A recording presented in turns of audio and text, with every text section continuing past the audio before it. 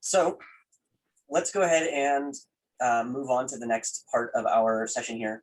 So we're going to talk about how to handle input for the game. So as Stefik was mentioning before, input could be a lot of different things as far as the game is concerned, or programs and computers in general, right? Input could be something like the mouse and the keyboard. It could be, as Pranav was mentioning before, it could be input from a camera, taking live pictures from a webcam or whatnot. It could be considered input into your game or your program in general. Could be something like a joystick or controller. It could be sensitive atmospheric equipment. There's a number of different ways that you can get information from the outside world and bring it into a computer. For our stuff right now, let's start by talking about what I think is the most obvious, which is the keyboard. As far as handling this goes, let's start by talking about the abstract. In the abstract, there are 3 different ways that you can handle keyboard input in Quorum. And so for those of that are in here that have previously worked with this, or anyone who just wants to take a guess at how that works, what are some of the ways that we can capture keyboard input for our programs in Quorum in the abstracts, not touching the code yet?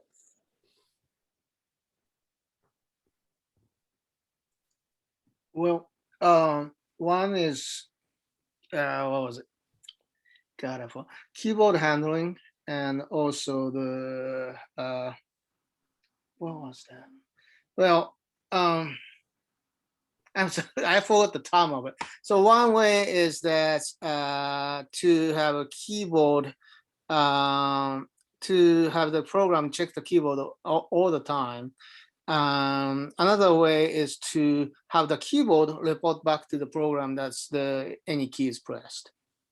Yeah, so that is that's input polling and event handling, and we'll get into the details of what those mean. But yeah, those are the 2 ways that we'll end up actually talking about during EPIQ. The one other way that you can interact with it is through the input set system, and that's more complex and not really necessary for people to touch on. But basically the gist of how do we get input from the system is there's a few different ways.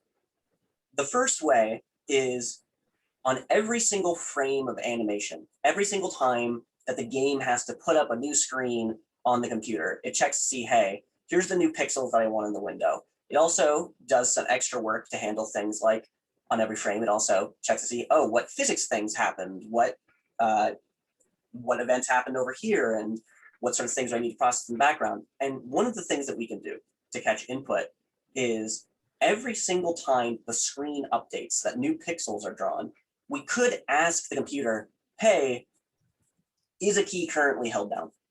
A specific key. We could go and ask, computer, on this frame of animation, at this very moment, and do this every single time that we're doing this. So just like every fraction of a second, we come back and say, hey, is the space bar currently held down?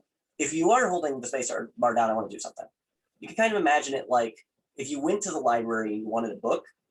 So every single day you went to the library and said, do you have this book? Do you have this book? The next day you come back, do you have this book? The next day, do you have this book? And you just keep coming back until eventually the library is, yes, we do have this book for you. This is very simple in terms of it doesn't require a lot of extra setup. You just need to know what you're asking for, and you need to be willing to come to the library every day to ask for it. The other way that we can handle input is event handling, or basically, rather than going to the library every single day and asking, hey, please tell me if you have this book, sorry, instead of going every day and asking, do you have this book? The alternative would be sort of like, I go to the library, I say, hey, I have a library card, I'm signed up here, I want this particular book, here is my email, please tell me when you have this book. I'm going to go wait at home, I'm not going to keep bothering you, but just tell me, let me know if something happens. That's basically the difference between the 2. It takes a little bit of extra setup to do it. You have to give them the information how to get back to you. But it doesn't require you to keep constantly checking. They just let you know when it comes in. The input set stuff is beyond the scope of that, but basically input sets are similar to the event handling, but we do some special stuff behind the scenes, and we use it for making sure that all the buttons in Quorum Studio do stuff in a uniform way. it's beyond the scope of anything you'll need for the game engine, and it's basically the same in concept as the event handling stuff. So to start with, let's start by hitting that first approach, which is input polling. I'm going to keep checking to see if something is available. So I'm going to go ahead and I'm going to share my screen again. And so right now in my code, one of the things I have in here is I have this action update at the end of the class. This should be something that everyone has in their stuff too, because it should be provided in the templates.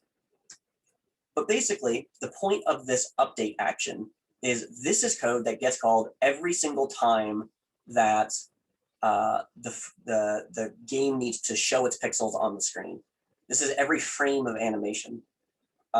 Is everyone familiar with this sort of concept of frames of animation or frame-based animation? And if at any point anyone has a question or if I'm going too fast, please tell me. I would rather you say something and we take a step back than I move ahead obliviously.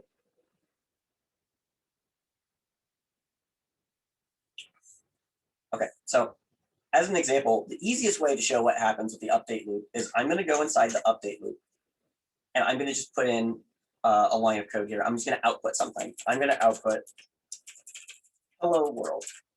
The most common sort of thing anyone ever outputs in their programs as they come in to test something or work on something.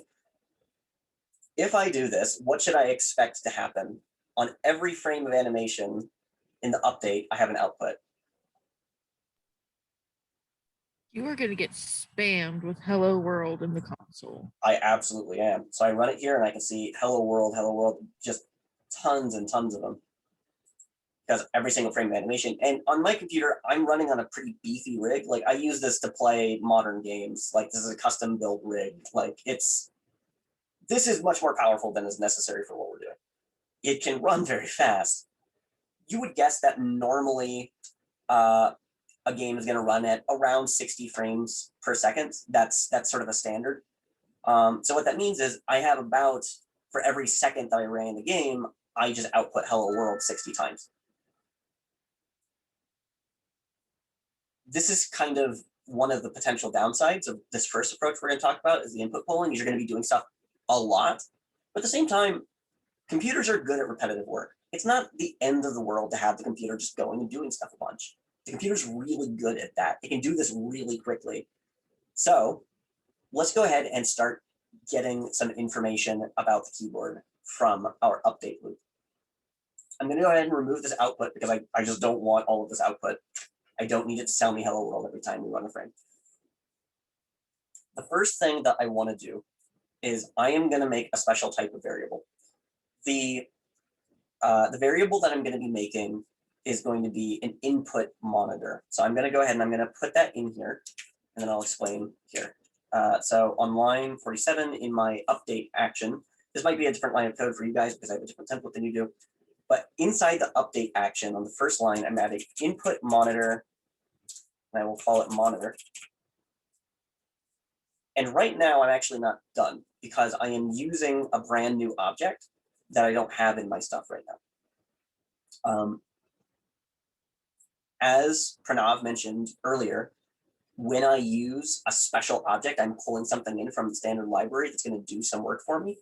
Because this is a special variable type, it's not just like an integer, it's not just a number, it's not a text value or Boolean, it's a special object type. I need to have something that brings it in from the standard library so the game knows what I'm doing. So what I'm going to do is I could press Alt-Enter, or if I right click on this, there is something here that does it automatically for us, but there is a hint here that allows us to add a use statement for this. So I'm going to go ahead and click that. And now we can see at the top of the file, I now have use libraries.game.input monitor. So this statement brings in the code from elsewhere. Someone else has already written the input monitor because it's just code too. Everything is just code in here. Someone's already written that code and we're just going to go borrow it. So we take it from the standard library. Any questions on this use statement or where it's coming from?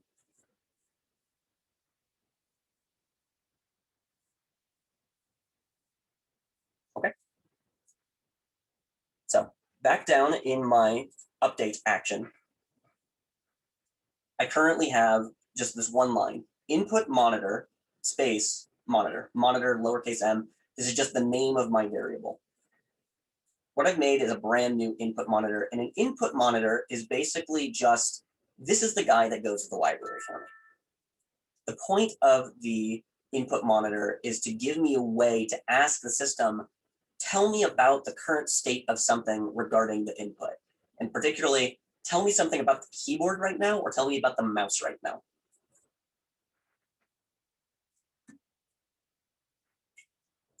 Sorry, I'm dehydrating myself. The Las Vegas dryness does me no favors. So now that I have an input monitor, this is going to let us check the current state of the keyboard. Right now, let's start by just setting up something and just testing to see if it works. Basically, we'll take that hello world that we had before, and instead of doing it every single frame, we'll only do it if a key is currently being held down. So what I'm going to do is I'm going to start by trying to figure out what key do we want to check on. It could be any key on the keyboard, but it's arbitrary, but it's something that we want to be able to use comfortably. So someone just throw out a key that we can use. Up arrow. Up arrow. Perfect. I like it. In order to check the up arrow, we're going to need another class or another object, another variable that's going to help us. I'm going to go ahead and add another line of code, and then I'll explain it. Right after the monitor, I'm going to add keyboard event, and I'm going to call this event. Now, before I do anything else, do I need to do anything else to my code right now? Will this compile as it is right now?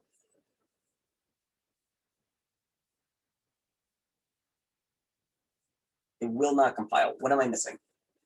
This line of code is complete, but I need another line of code. What else do I need? You don't have the keyboard event library yet. That's right. I need to add in the use statement for this library. So I'm going to go, and for this one, I'm going to just do it manually. I'm going to scroll up to the top of my file here. I'm going to add a use statement. You actually already have it. Oh, you're right. I'll explain why I wasn't getting the red line, that it was an error. I'm going to remove this other thing, though, so that way it'll become relevant later. So I don't, this is the problem with me reusing a template that I had already gone through and run it on. You got rid of keyboard listener, not keyboard event. I don't know if that mattered. It's a good call. We'll remove them both so I can add it in here. So right now, if I try and build this, it will correctly do the thing that I thought it would not do, which is it won't build. So right now, I have a keyboard event, and I need to have the use statement for it. I could right-click on it and use this hint to add it for me. I could just press Alt-Enter while I'm on that line. That'll enter it for me as well. For this one, I'm going to go ahead and enter it manually. This one is use libraries dot, and you can see that code completion automatically comes up for this as well under most circumstances. I'm going to use libraries dot interface dot events, and then I'm going to add the keyboard event. So the full line of code reads use libraries dot interface dot events dot keyboard event. And this will bring in, once again, just like we did with the input monitor, this finds the code that the keyboard event uses. That's already written somewhere else, and it just brings it in so we can use it too. So now, for the keyboard event, for anyone that's used this system before, as a refresher, who remembers why we need this keyboard event that we've just made for the input monitor? William, I'm sorry to interrupt. Yeah, Do absolutely, go for it. I mean, are we doing this in the update loop? Yes, so the use statement has to go at the top of the file, but the rest of this that I'm putting in is in the update loop right now. Okay, now, well, Yeah, that's new to me. So, all right, I'll listen. Okay. So right now, what I want to do is I want some code to run only on a condition. So if something is true, do something. If this case is holds true, in this case, it's going to be if the up arrow is currently being held, go do something. The way that we do that in Quorum is we add an if statement. So I have if, and I'm going to give it some condition. For example, I could do if 2 equals 2, and then I put an end at the end of it. So right now I have if 2 equals 2, an empty line in between, and the end. Whatever code I put in the middle here is going to run because 2 does equal true. 2 does equal 2. It just always does. It is always the case that 2 equals 2. So whatever I put in this if statement will always run once it gets to this code. If I were to do if 1 equals 2, it will never run. 1 will never equal 2. It is always false. It's not very useful to put in a condition that's always true or always false for this. Let's go ahead and replace this with what we actually care about right now. If what? We want to check to see if the up arrow is being held. So what I'm going to do is we know that the input monitor is going to be our access to check the keyboard. Let's add if monitor, and then I want to get something out of the monitor. I want the monitor to do some work for me. So I'm going to ask my monitor variable to go call one of its bits of code that will help us here. So I'm going to press the colon. This is our way of accessing the extra commands inside of a variable. I'm going to do if monitor is key pressed. And right now I've just put 0 in there, but that's not actually the value we want. I'm basically just trying to make sure that wasn't a compiler error before I move on. Right now I have if monitor colon is key pressed, left paren, right paren. Those parentheses are what we use to call this code that lives inside this variable. This code requires some input, and you can kind of make sense of why that might be. Right now I'm asking, is key pressed, but I haven't told it what key I am asking for. I don't want to ask for all possible keys because it can't tell me if that's true or false. It can't tell me that every possible key is all being held down or not being held down at once. It's going to tell me about one key, and I want to ask about one key. Is one key currently being pressed down? And that's the reason why we ended up making this keyboard event, is the keyboard event has some extra information in it that makes it really easy for us to tell what the keys are. Inside the computer has a specific code that represents each of the values on the keyboard. Not code in the sense of like the code that we're writing now, where it's like lines and lines of code, but specifically has a number it associates. For example, it might say, not that this particular one is the exact thing, but it might say that the space bar is key number 1, and then the Z key is key number 2, and the X key is key number 3. And it's arbitrary. It just has some number that says, I know the value of this thing, and it has this number that means it. And the reason it does that is partially because not all keyboards are the same. If you've ever used a Mac keyboard and a Windows keyboard, those have the same key codes for keys that look different. The control key on the command key on the Mac keyboard has a code even that is the same as something on the Windows keyboard, but the Windows keyboard doesn't have a command key. Having these codes makes it easier for the computer to figure out what is happening on your keyboard without having to know exactly what keyboard you have. The reason we care about all this is because I do not know about you. I have no intention of memorizing every possible code that goes to any key on my keyboard. This is something I would like the computer to figure out for me. For this, we've made a keyboard event. And if we go to the event, we can put that variable in there. I'm going to press colon to access some of the bits of data inside of that variable. The keyboard event has a list of all of the items that are inside of it. It has a list of all of the keys that it accepts. And one of those is the up key. This one's in all caps. So right now on line 49, not that the line is going to be the same in yours, but in mine, inside the update action, I have my input monitor, I've made a keyboard event, and then I have the line, if monitor colon is key pressed, left parentheses, event, which is the name of my keyboard event colon up, all caps, right parentheses. Does anyone have any questions about what this line of code, how this line of code is written, or what it does? Not so much about how it's written, but does autocomplete work with event colon up, down, PGUP, etc.? Because I couldn't get it to work. Yeah. What's supposed to happen? Our code completion doesn't work under specific circumstances, which were, if you run into a case that's persistent, let us know, because it's hard to track these down. But basically the gist of it is that if I go put it on a separate line, I think it will. Yeah. If you have something that's inside of an if statement, it seems like code completion doesn't quite work the way it's supposed to. Yep. Yeah, this actually, I actually rewrote this system for 3.0, and I think I missed a couple cases. It's like, literally, like, because like I was typing stuff a week or two ago, and I typed output, just a normal way to send something to the console, and then I typed something in code completion and didn't find it. Seems like kind of an obvious case to miss, but I think there's a couple that I just kind of straight up forgot about. So it annoys me too. I have to clean this up next year. So. William? Yes.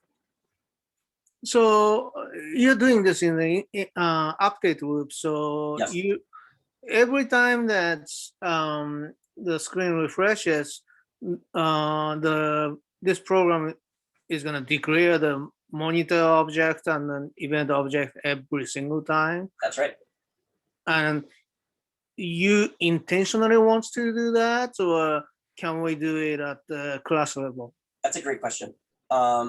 You can absolutely move these variables outside of the update. So to do what Ko is mentioning here, I'm gonna just comment these out because I don't want to get rid of them. I'm gonna come back to these, but basically I'm just gonna add / at the front of this, // and this is a comment now. So comments are ignored by the computer. These lines of code will not be run.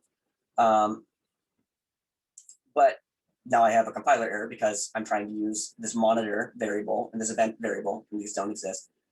If I went and I put them up here, so I'm going to put them inside class main is game. I'm putting it inside this section where our code runs, but I'm putting it outside of the actions. You can put variables up here. I'm going to do so. I'm going to write input monitor, and keyboard event. And if we have them out here, we can scroll down and we can see again that this is no longer a compiler error down in update because those variables exist. The difference between these two ways of doing it is that when I put it in the update action, those variables only exist as long as I'm running that code.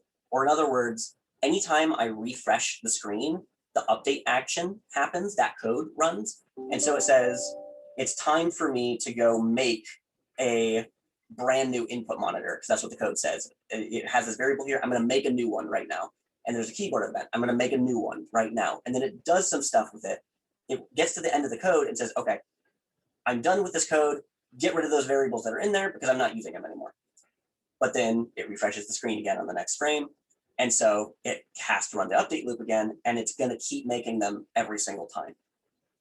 It is wasteful to do it this way, but in the same vein as what I was saying earlier, your computer is really good at handling repetitive tasks like this. Your computer will be okay if you do it like this. If this was like a humongous application, like we would try to avoid doing this if we were making like Quorum Studio. Your computer will handle this just fine if you decide to do it inside the update though. Because the difference is out here, if you made it in the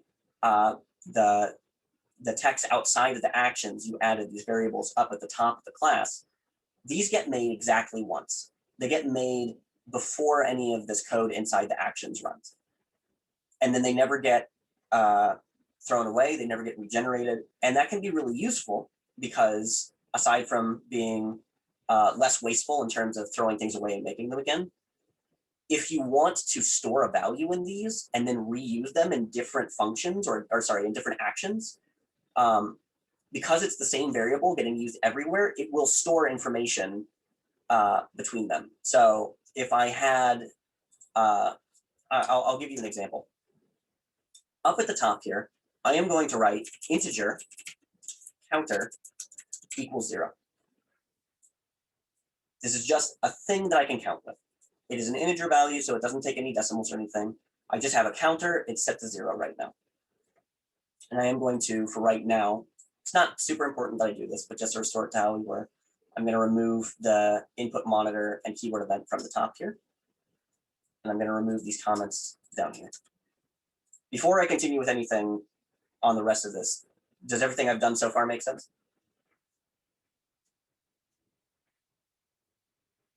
Yes.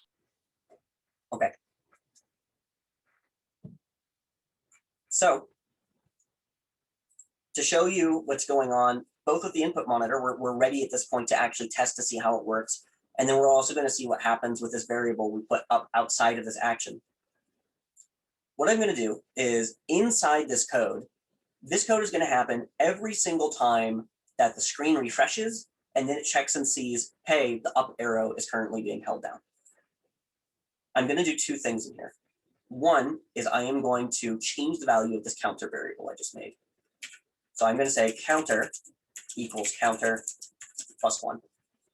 Or in other words, the counter variable, whenever this code fires, checks to see what its current value is, adds 1 to it, and then stores that in the variable. So every time this goes, the counter variable will increase by 1, right? And then inside of here, just below this value where just below this line where I increase the counter, I am going to add an output statement. I'm going to output the counter. So before I run this, what do we expect is going to happen the moment I run this? Before I touch any keys, what will my output look like?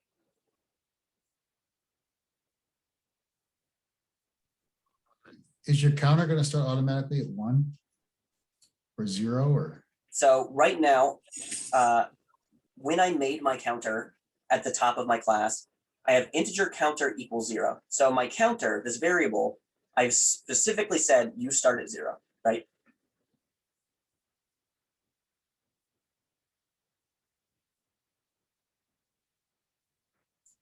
So it would keep outputting 0 in the console until you hit the up arrow, at which point it would add 1 to it, and then it would output 1, 1, 1, 1, 1 until you hit it again, right?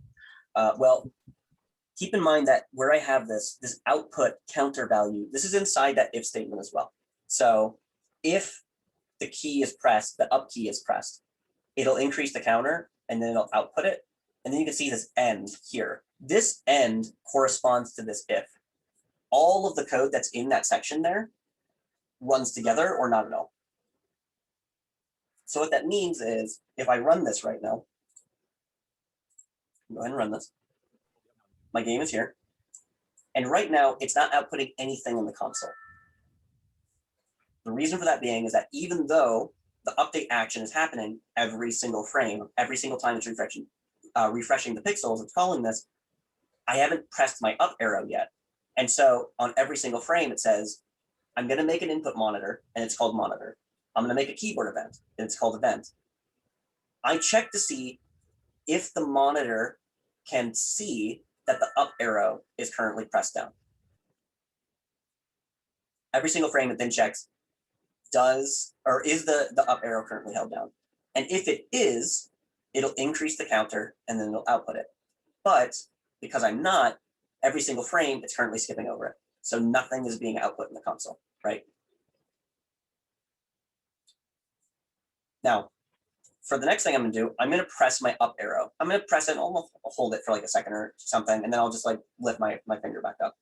What do I expect to see in the console if I just press the arrow down for a second here and then lift back up?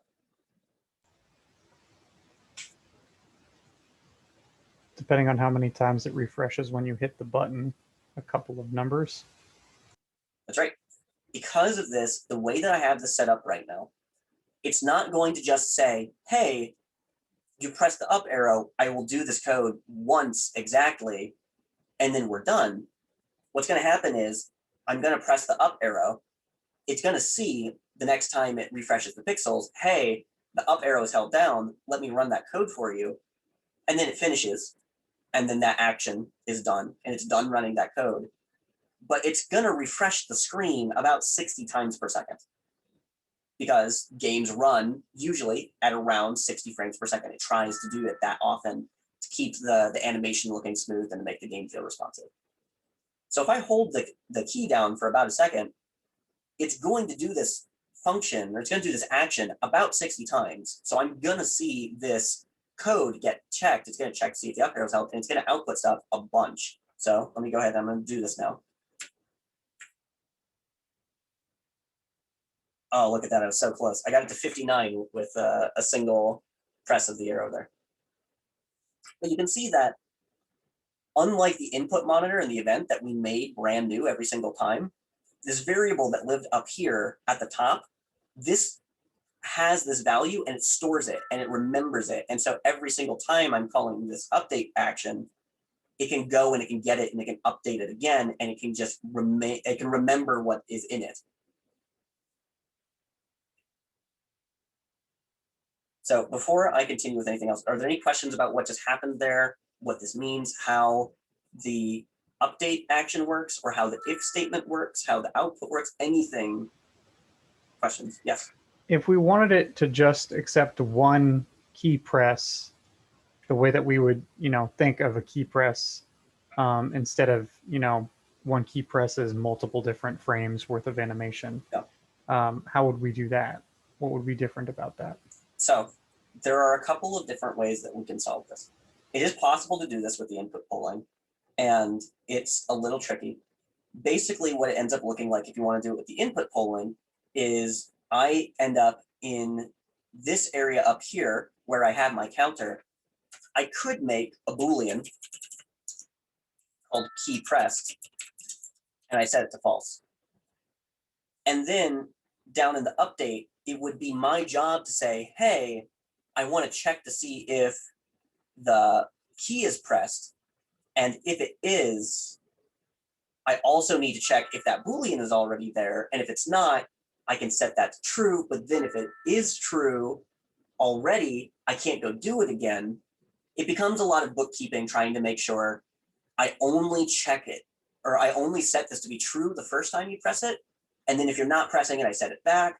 It's a hassle. And I could go through all the steps and I could actually show you how to do it. And if you want to, we can do that during free time.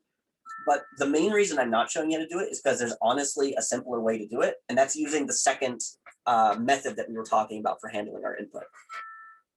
As opposed to the input polling, where the example I used here was going to the library every single day and asking for a book. Hey, do you have this book? Do you have this book? In this example, if they have the book, you still come back tomorrow and ask them again. And then you come back tomorrow and you still ask them again. It's like, yes, we already have the book. You asked yesterday. You still come in. Do you have the book?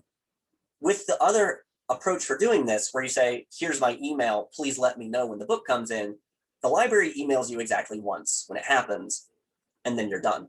So if you only care about getting the one key press, it's easier to do it through the event handling way.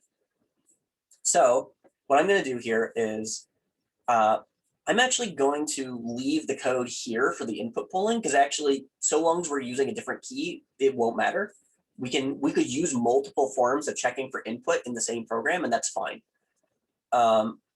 Let's go ahead and add some code for event handling now.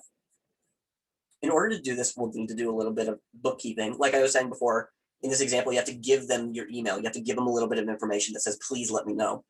We're going to end up doing the same thing here.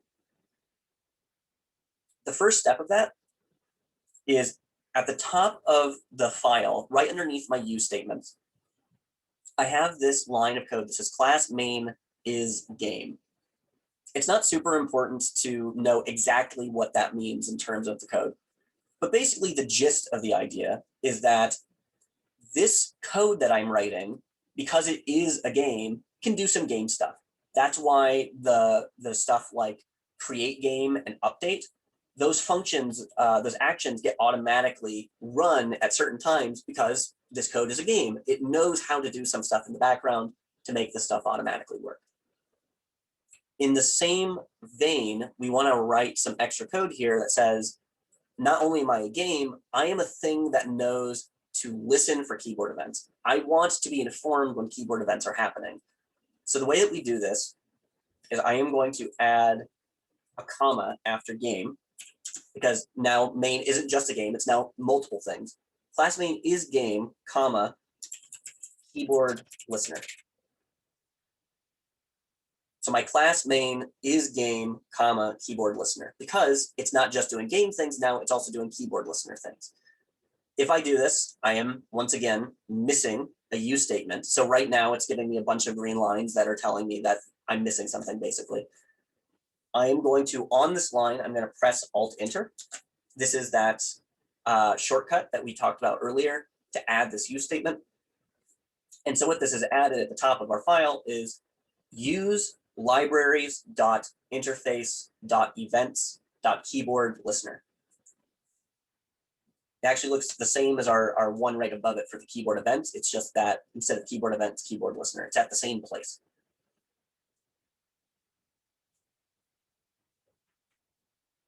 Any questions about this step before I move on?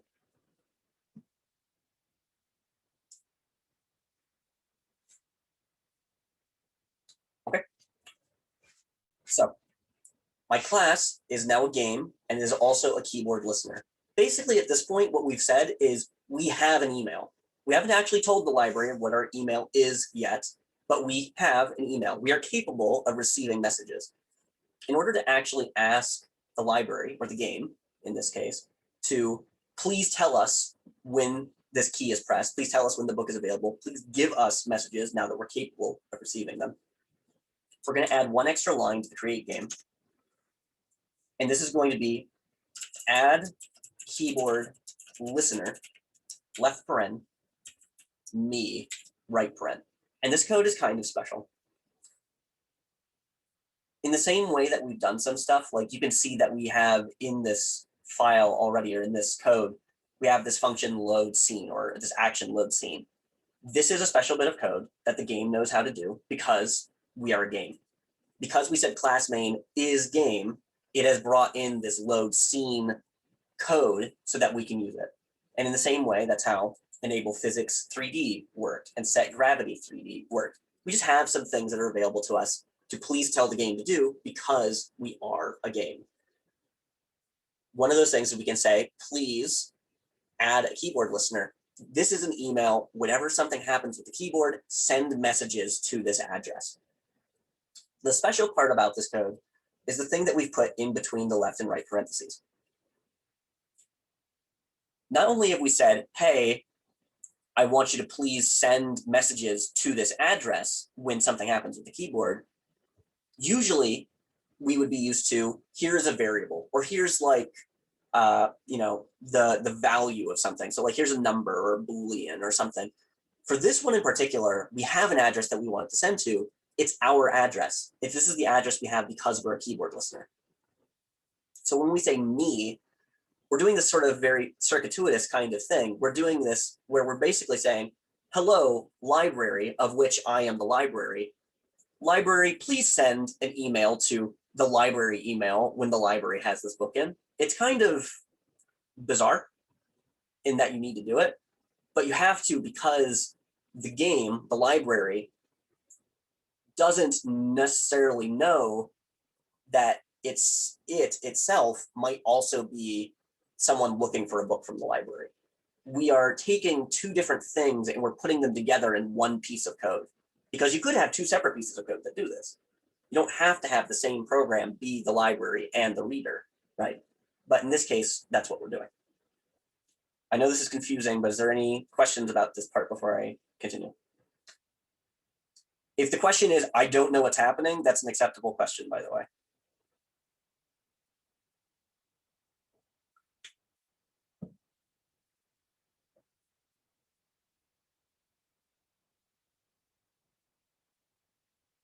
I see, I'm not hearing any questions, but I see a couple of people that look a little puzzled.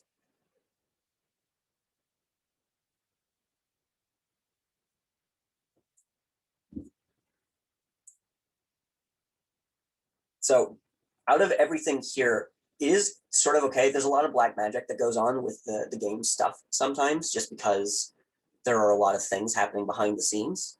You know, even though we're saying add keyboard listener, this is just kind of coming from somewhere. It's not something that we've written ourselves. Even if you don't understand everything, you can use the game engine. But for right now, this part right here about me, does that part make sense? Because I think that's the new concept we really hit on here. This idea that me indicates the code that we're currently running, this thing that we're currently running. Okay, I see a couple people nodding at that. And again, if at any point I'm leaving people behind, please say something. You know, just this me, you know, I understood. I've been understanding this just because as it is, but is there any case that it's not gonna be me? You know, like can you have this program listen to other program, you know, other class or something like that? Right. So not something that we're going to write all the code for right now, but that's something that absolutely we could do. One thing that I could do is in my projects, I have my source code folder, and right now it just has main.quorum in it. But I could write another file. I could right click on source code and select new file. And in that file, I could make another class. And this class could be something like, it could be the input monitor, for example. That's all the input monitor is. It's just somewhere there is a class that is written that has its code in it. And then in this main file, just in the same way that I made an input monitor, if I made a class that was named, you know, it could be player, or it could be enemy, or it could be, you know, train, because I really like these trains. If I made class train and then I put some code in it, I could make a train variable inside main in the same way that I've made some of these things that we're getting from the libraries. And if I wanted to, class train could be a keyboard listener. I could do class train is keyboard listener. And then instead of having all of this code in this one file, I could sort of chunk it out into ways that make it a little bit easier to organize by saying, hey, the train is a keyboard listener. When certain keys are pressed, I want the train to go do some certain events when it receives this message, and then make it so that the train is handling its own movement or something with that code. So does that kind of make sense why we might let you put something other than me into the keyboard listener? How anything could potentially be listening for the keyboard? Yeah, that makes sense. Okay. So at this point, we've done the bookkeeping to say, hey, I want to be informed when you've pressed something. Now we can actually write the code that reacts to the key being pressed. So what I'm going to do is I'm going to write a new action. And this action is going to be a little bit of black magic in the same way that the update action is black magic. This is something that's going to get called automatically. This is code that will automatically run so long as it has the right name and it has the right values inside of it. So let me show you what I mean. I'm going to write action pressed key left paren keyboard event, and then I'm going to give this event a name. This could be anything. This is the one part of this first line that is flexible. The rest of this has to be this way. So I'm just going to call this one event because I like that name. And then every action has an end. So this is the full code that I've written right now. Action pressed key with capital P, capital K, left paren, keyboard event with capital K and a capital E. I've given it a name, which is event in this case. So keyboard event space event, right paren, and then end. And now what I am telling you is that this code, which I have just sort of black magicked up, this will get automatically run whenever something gets pressed on the keyboard. So to show you that, and to make sure that I haven't misspelled it or something, I am going to output hello world inside this.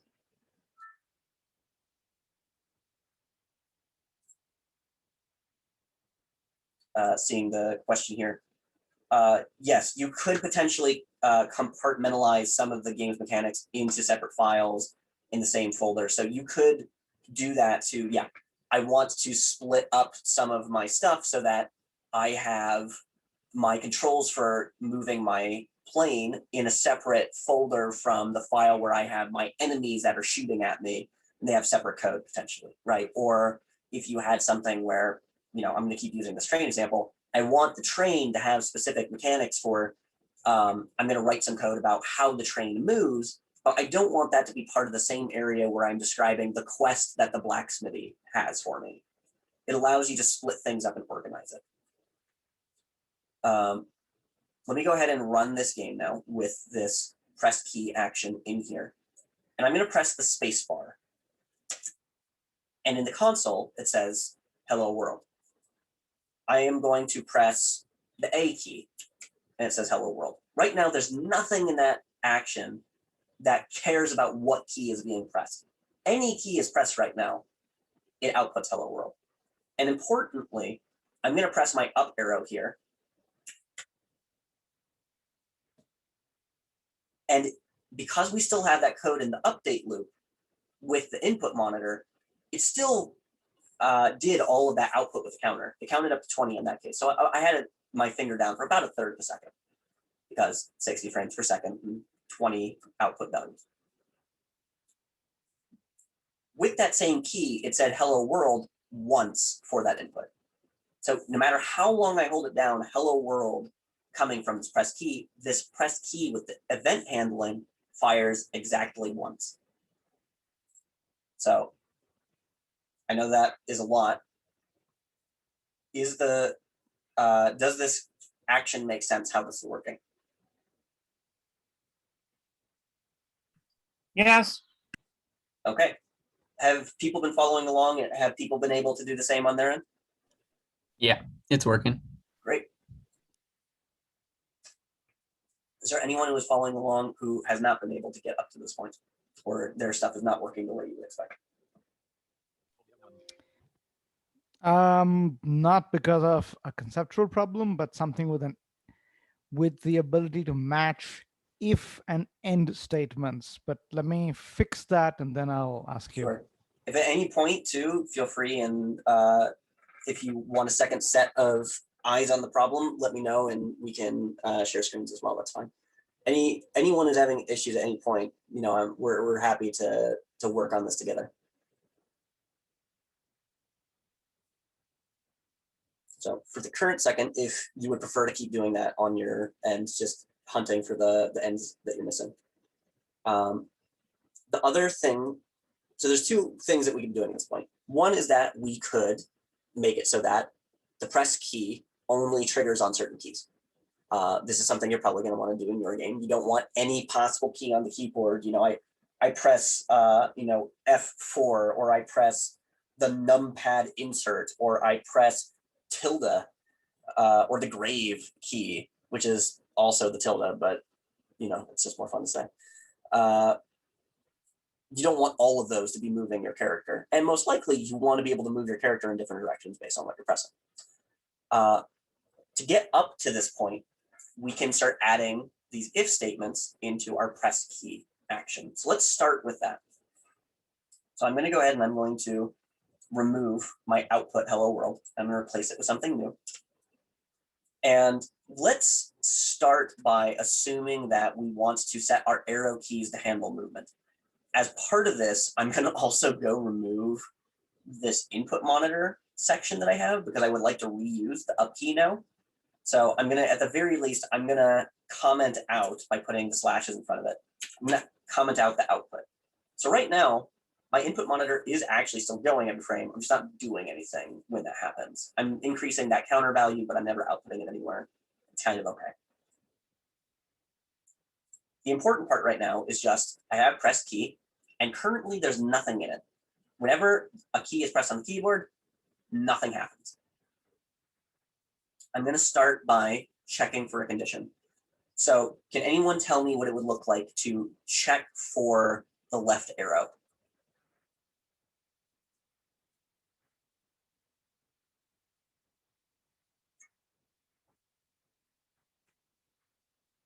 key, or at least part of it, this will look in some ways similar to what we've done, but it'll also be a little bit different because we're not using the input monitor. We are still using the keyboard event though.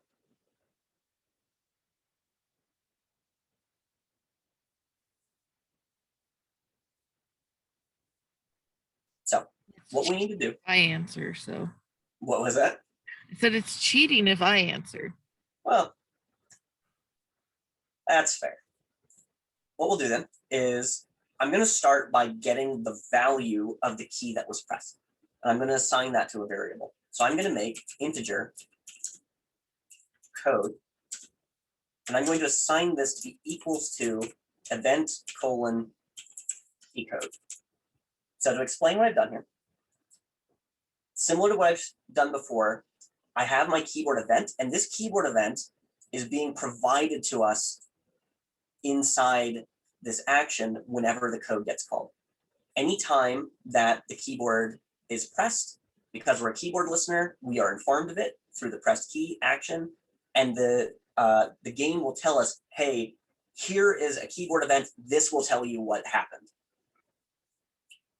This key code, like I was mentioning before, every key on your keyboard has a number that's associated with it. This is the game saying, this is the key that was pressed. Here's how you know what happened. Now that I have this key code and I've stored it in my code variable, how do I check to see if this code is the left arrow?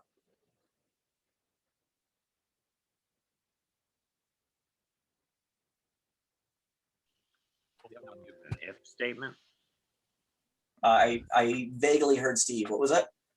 With an if statement? That's right. So we're going to be using an if statement because that is what we use to check conditions. We want to see if something is true. So we're going to use if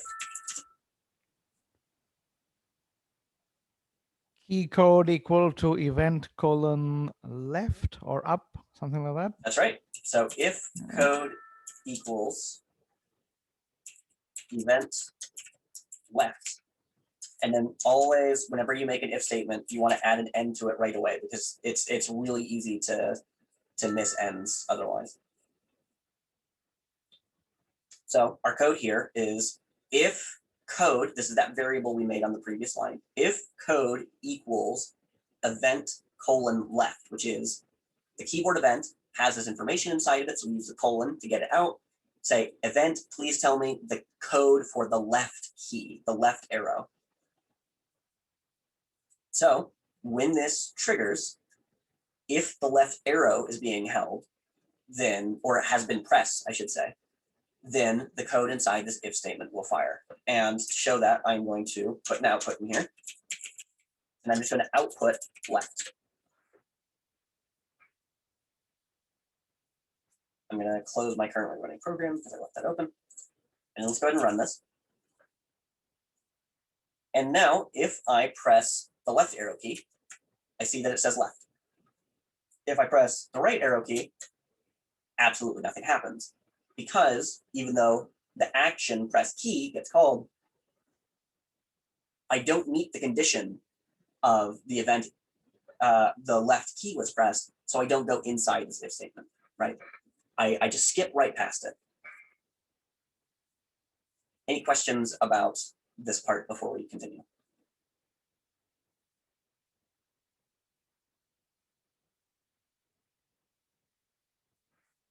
Okay, and I know that we have some issues with missing ends. Do we need to take a moment and help catch up on that? Folks Yeah. are welcome to Slack their code too, and I can look at it while William is talking. You can just Slack it into general or whatever, and then I can look. Whatever works for people is fine. Slack. Okay, let me try.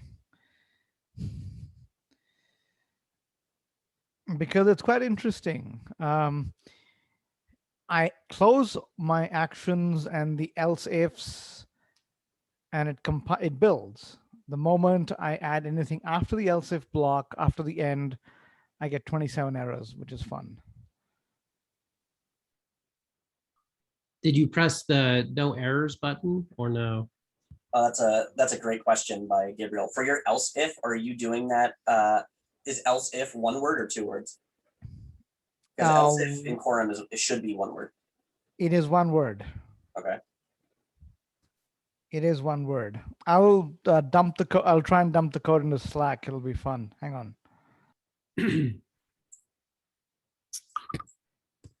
Okay, great. Andrew found his.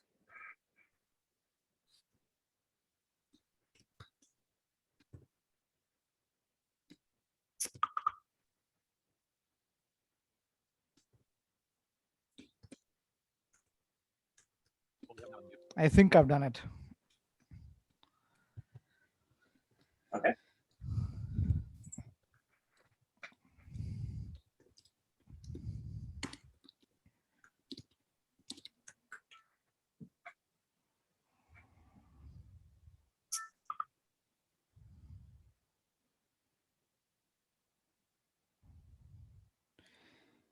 Is there a way to match, like you can do brace matching in C? Does Quorum Studio have some way to match action and end?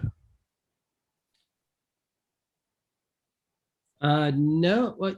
No, that is something I want to add. Oh no, you can bounce around in scope. There's a Yeah, hotkeys for it. you can use the navigate commands to move Yeah, to next and previous action, next and previous scope, and that should help. It's not yeah. Control quite- Alt up down. Control Alt up down are those, and Control Alt left right do move by scope. But if there's a scoping error in the code, sometimes it's not perfect. So because there's an error. So yeah. Yeah. No, because that's what I need to understand. I need to know what Quorum Studio is thinking is the end of my action. So, okay. Control Alt up arrow. Okay. Yeah, if you dump it into the Slack, we can help too. It's But dumped. yeah, that's what you would do. Oh, it is. Oh, Yeah, at least I think so. What channel did you dump it in? General, I think. I don't see it. No, you don't? Okay. Hang on.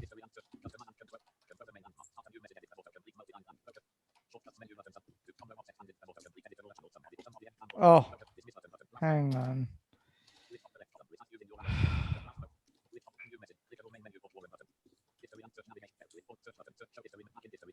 All right. So while you're resolving that for now, Yeah. I think that let's go ahead and let's also add the other four, or the other three of the arrow keys to this. And I think I'd also like to add something here that just catches it if it's not any of the things we were testing for. So the first thing I'm going to do is I'm adding some extra space in here, and then between the if and the end of our if code equals event :left, I'm going to add another block to this. So what I'm going to do is I'm going to add the word else. So right now the code looks like if code equals event :left, output left, else, and then an empty line and an end. There's only the one end that corresponds to both the if and the else because it's all part of one structure. Inside this else statement, I'm going to output something else. I'm going to output literally something else. So now the code is if code equals event :left, output left, else, output something else, end. Does this code make sense to people?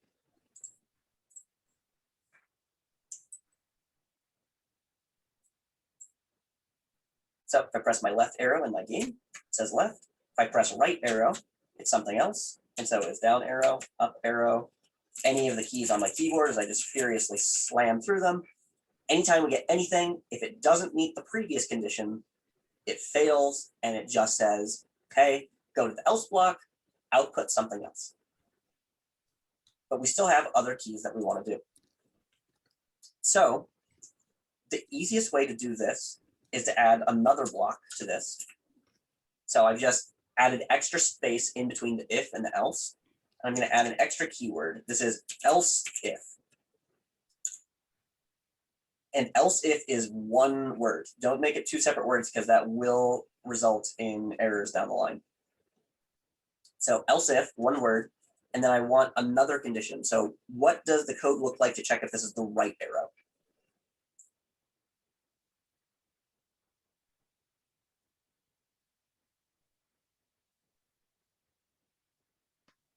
I obviously don't have it memorized, but it's gonna be similar to you having your first if statement, but just the word right in it.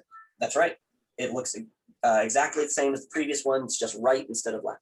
And yep, I see that Mike has put that in there as well. So it is else if code equals event colon right.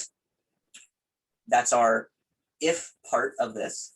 And now inside this block between the else if code equals event colon right and the else, in between these two, I'm going to output right.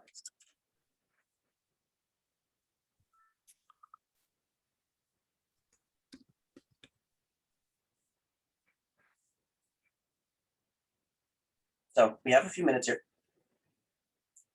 What I'd like to do is for everyone that's following along, go ahead and add in here, see if you can do it on your own, add in the code to make it also check for the up arrow and the down arrow. And we'll take a minute to see how everyone does. If you run into anything or if you have questions, please let me know. Or if you have questions about other stuff, we can take this as an open block of time. Stefik, do you see my code in Slack? Yes, but I refuse to look at it, Pranav, out of moral reasons. So Okay. I'm just not going to do that. So no, give me just a second. I'm not sure. That's fine. It felt like the right thing to say, Pranav. Just accept it. So. Oh, I agreed. No problem. No, give me just one moment. I'm going to dump it into Quorum Studio and see what it says.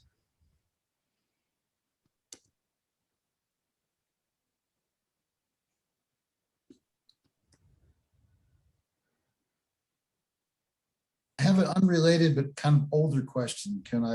Sure, absolutely. With as a blind person with the scene editor, Yes. I really appreciate someone took the time to come up with descriptions. But is there any way to, like, for example, like in some of the street things, like street with sidewalk. So I'm assuming there's a sidewalk on one side, maybe both sides. I'm not sure, but what I'm getting at is, depending on where you want to put it on your scene, it may need to be rotated. So I can understand why you can't say with sidewalk on left, because you might have to rotate it, but is there any way to easily know when you've rotated something through a screen reader? That's a good question. You can get the rotation commands through the properties window, and that'll tell you the rotation that you've sent it. However, the tricky part was, I was thinking when we were doing, because I wrote a lot of the descriptions myself too. And like if you have like a rock, and that rock is largely cylindrical and it has like a little doodad on top or something, I found it very difficult to figure out how to describe that in such a way that it implies whatever rotation it naturally had. Because like the model itself has a particular face on it, and then there's a rotation to that, right? So what do you think would help here? Like, because we can change those descriptions to anything. What would you recommend? What I was kind of wondering is, how would it be too complicated, or could it be made to work that the initial object would have to specify which side it's on, and then, but then you have to then put it in some place to know, okay, did we rotate it 90 degrees, 180 degrees from original? And then the you 180 thing, happened. that's already there. That's in the properties window. So you can get those, and that's all screen reader accessible now. So you can get that. The question then is, but it's rotation compared to what, right? Like, so like if we have a ship, and that ship is like, let's say flat to the ground and there's wheels on the ground and it's facing, then what direction is that ship facing naturally? And then what are you rotating on top of that is the tricky part, right?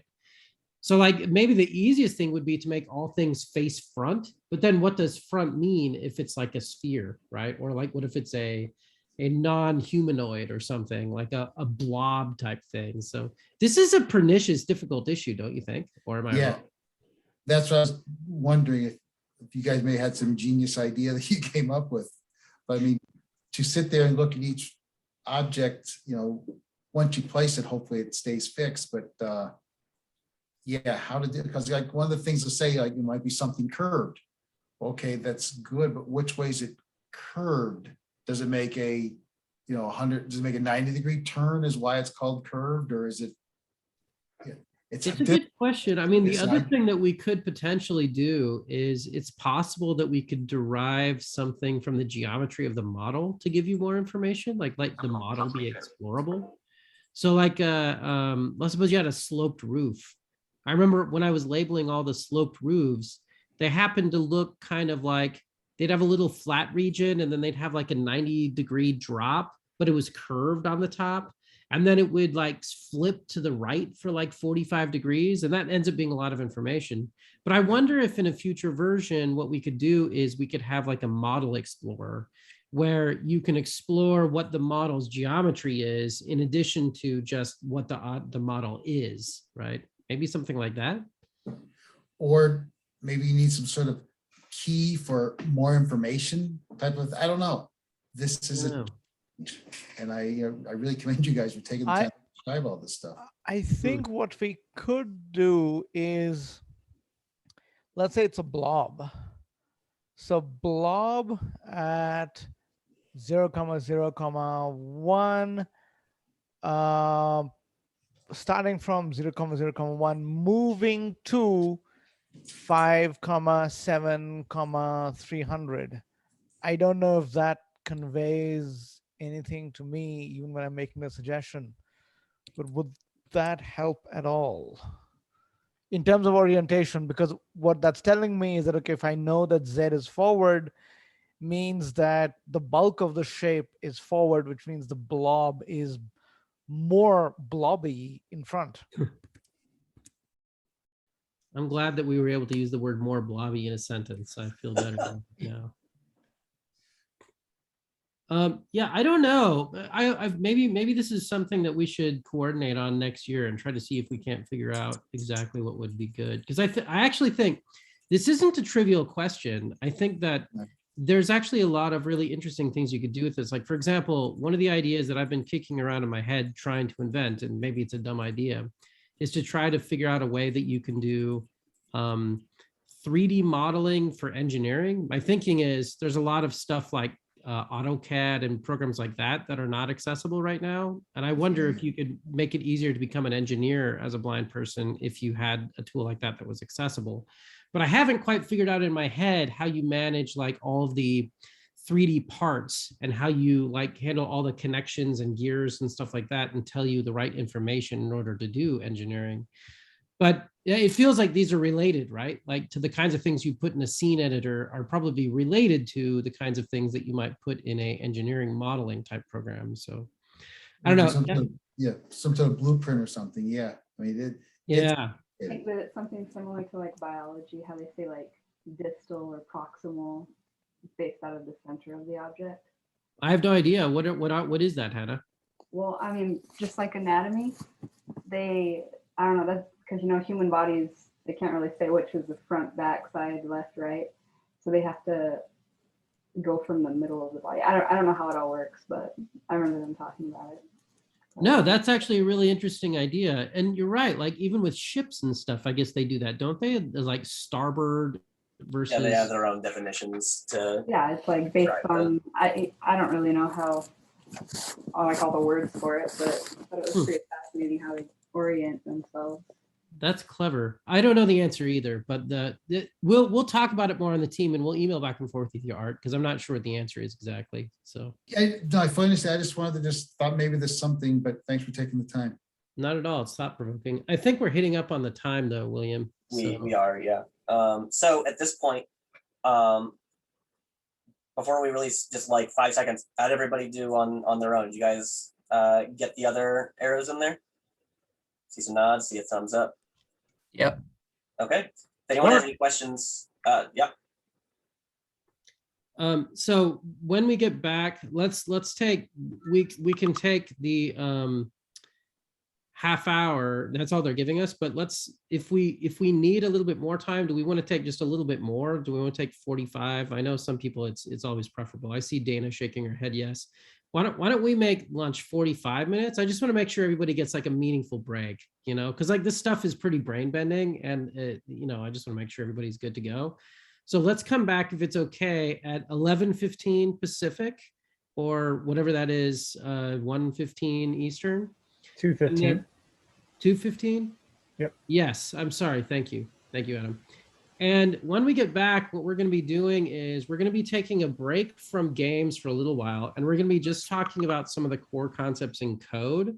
And the idea behind that is I just want to make sure that we're all on the same page in terms of like what each piece of code is, where you find everything on the website, how you find more information and learn what commands to call, all that kind of stuff, because I know that the templates can be pretty complicated. So we'll start there and then we'll continue on with trying to make our characters move around. That's sort of the next on the agenda. So, all right.